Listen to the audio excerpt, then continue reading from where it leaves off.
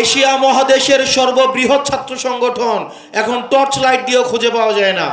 বিভিন্ন রাজনৈতিক দলের মধ্যে যেমন চিটগংয়ের আমি ডিসি দিব, তাহলে উত্তরবঙ্গের 2টা ডিসি আমাকে ছাড়তে হবে। যদি রংপুরের ডিসি ছাড়ি তাহলে আমাকে খুলনার ডিসি ছেড়ে দিতে হবে। আমরা এই অন্তর্বর্তীকালীন সরকারকে বলতে চাই, আপনি যদি এই দর্শকের ভূমিকা পালন করেন, আমরা এখানে আপনাকে এনেছি ন্যায্যতা নিশ্চিত করার জন্য, কিন্তু আমরা দেখছি আপনি রাজনৈতিক দলগুলোর কাছে, কতিপয় রাজনৈতিক দলগুলোর কাছে আপনি নতজানু হয়ে তাদেরকে ডিসি ভাগাভাগিতে আপনি আরো সহায়তা করছেন। দ্বিতীয়ত, একটা ইলেকশন ইঞ্জিনিয়ারিং এর দিকে আবার আমরা যাচ্ছি।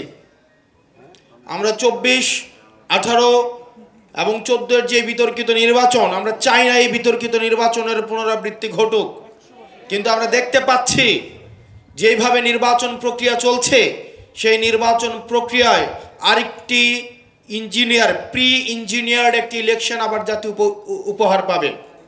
আমরা দেখছি একটি রাজনৈতিক দল তার নিয়ন্ত্রিত যে ব্যাংকগুলোকে দখল করেছে, যে ব্যবসা প্রতিষ্ঠানগুলোকে দখল করেছে, সেই ব্যাংক এবং ব্যবসায়িক প্রতিষ্ঠানের কর্মচারীদেরকে পুলিং এজেন্ট হিসাবে নিয়োগ দেওয়ার প্রায় তারা চালাচ্ছে। আমরা দেখতে পাচ্ছি একটা রাজনৈতিক দল তারা স্কুল কমিটিগুলোকে তারা দখল করেছে, স্কুল কমিটি সভাপতি সেক্রেটারিকে দখল করেছে, শিক্ষকদেরকে জিম্মি করেছে। আগামী নির্বাচনে কেন্দ্রগুলোকে দখল করার জন্য তাদেরকে এখনই সশস্ত্র কায়দায় তাদেরকে ট্রেনিং দেওয়া হচ্ছে। আমরা স্পষ্ট করে বলতে চাই, জাতীয় নাগরিক পার্টি, আপনি সংখ্যা দিয়ে জাতীয় নাগরিক পার্টিকে মাপতে যাবেন না।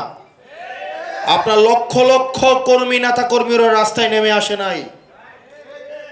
আমরা লক্ষ লক্ষ নেতা কর্মীর বড়াই আমরা আওয়ামী লীগকেও দিতে শুনতাম।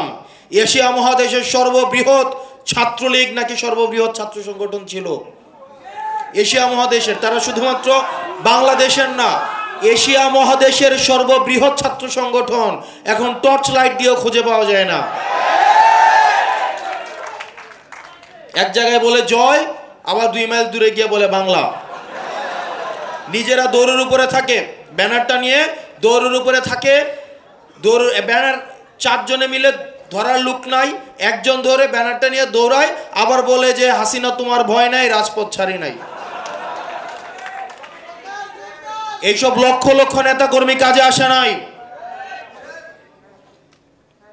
10 জন মানুষ থাকলেই, প্রয়োজনের ন্যায্যতার কাছে একজন মানুষ থাকলেই, যখন একজন ঘুরে দাঁড়ায় তখন সারা বাংলাদেশ তাকে সমর্থন দেয়।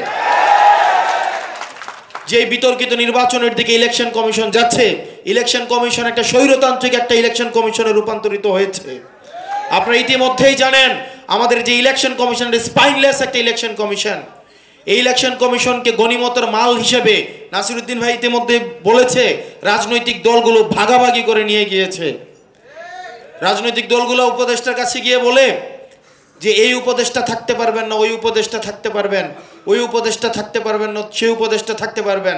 বাংলাদেশের প্রত্যেকটা প্রতিষ্ঠান এই 2টা দল নিজেদের মধ্যে ভাগ করে নিয়ে গিয়েছে।